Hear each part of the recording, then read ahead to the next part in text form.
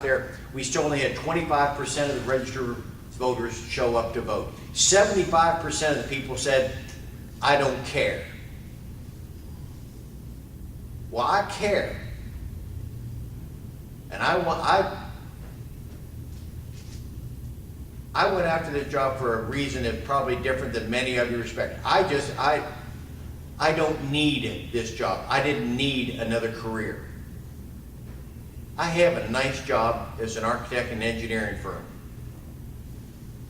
But I was just dreading how much more could Obama do to hurt our nation and the liberal agenda that's coming out of Washington. How long are we going to tolerate that?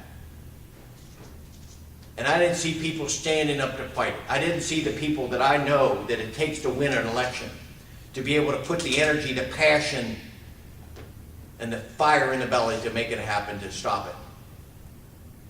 So we got in the race. And now, 20-some weeks later, after filing in January, we've emerged as a candidate to win this thing, to carry the banner.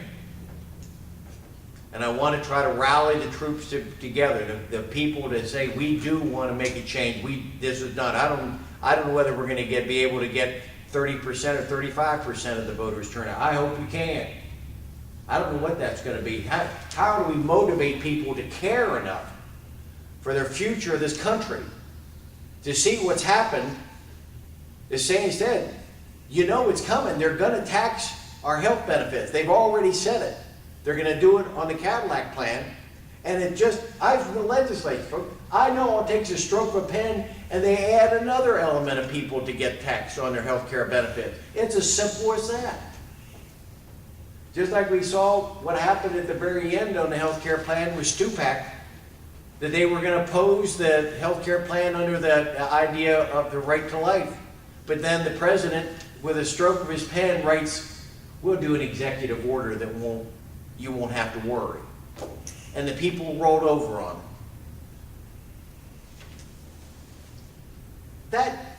That concerns me for our country. And when you hear all the debt, all the problems, all the costs that are coming, when are we going to stop it? So here we have this year. Again, we have three choices. We sit home. We elect Mike Oliverio, who's already said, I'm going to support Nancy Pelosi to be the next speaker. He's already said it. I got him in a debate, and he said, I'm with her again. And then he went on to say, the thing that probably upset me more than anything, he said, I'm not going to rock the boat.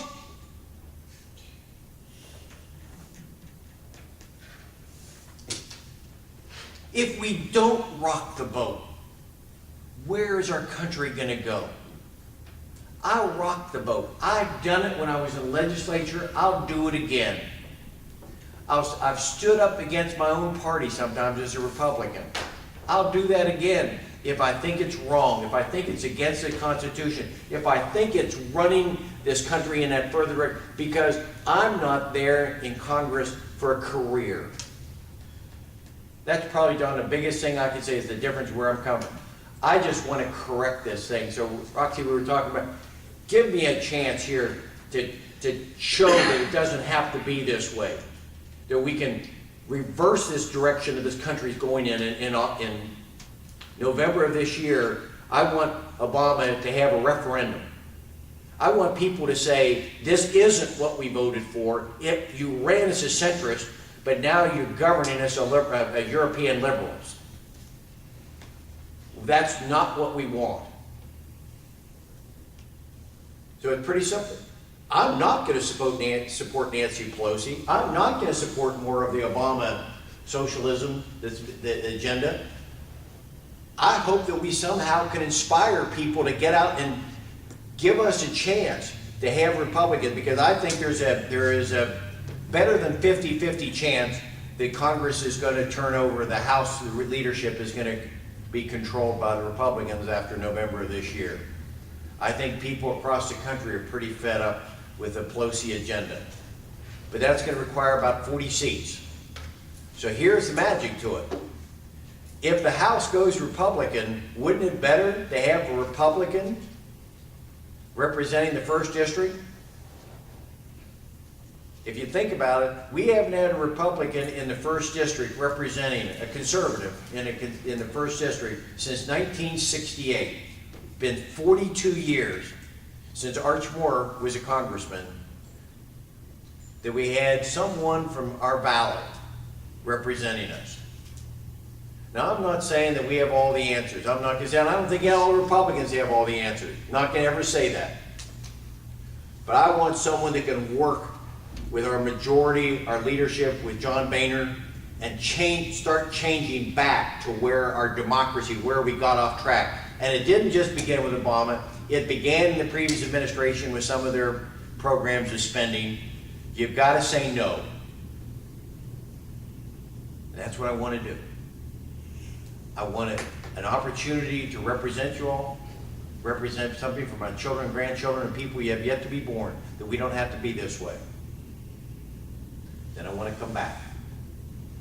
I want to come back, and then we'll find someone else to run. But I'm not looking for people to be in this thing for a long term. So with that, I'd like to open up that's just a little bit of where I'm coming from.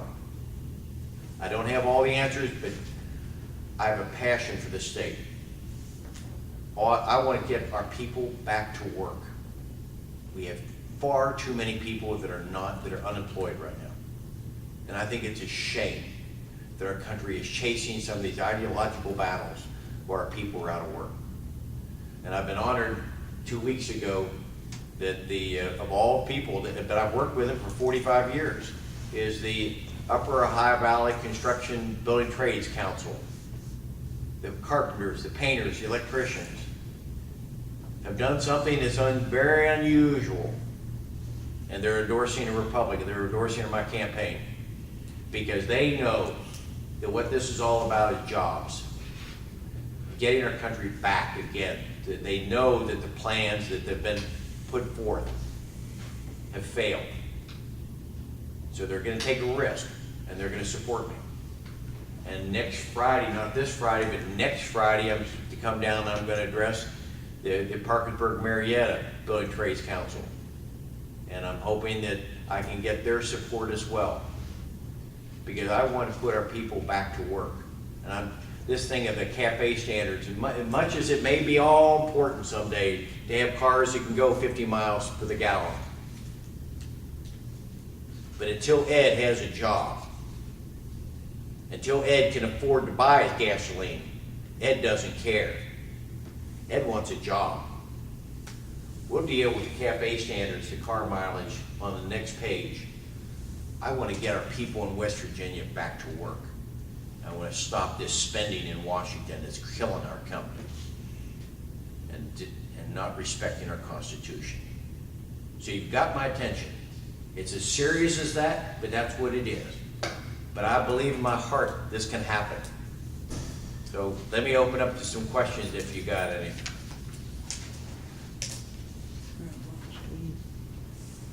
Can you hear me all right? Yeah, I think so. Let me meander around if I have to. Let me get closer. Hand me the mic. Okay, I can do that. I don't know how long this cord is, but, It'll go over here. Yeah. well, Yeah. hang That's on. right. I'll just get up and I'll repeat your question.